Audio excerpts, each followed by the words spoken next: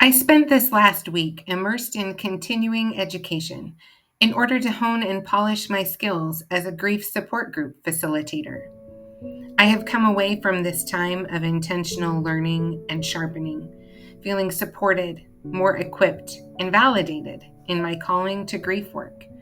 I've learned new things, sparked new hopes, collected ideas from colleagues, and been reminded of important principles of supporting people in grief and mourning.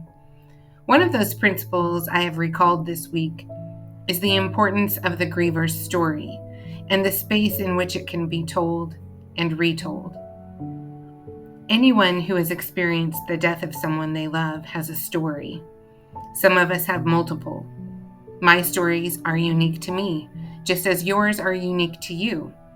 Each griever carries the life-changing moments of a death, and those moments need to be spoken.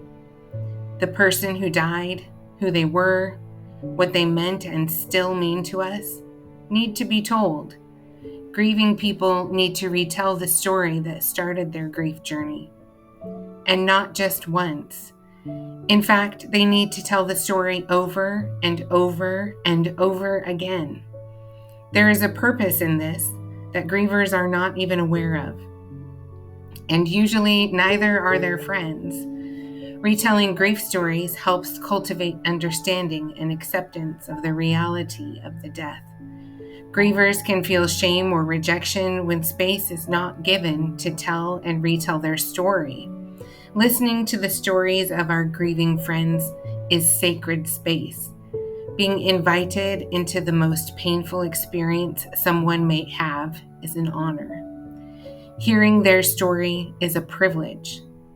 Be patient with your grieving friends and give space to hear their story over and over until they don't need to tell it anymore, until they need to tell it again. Being present without judgment or commentary in that sacred space is one of the greatest gifts you can give to those who grieve. And grievers, tell your story.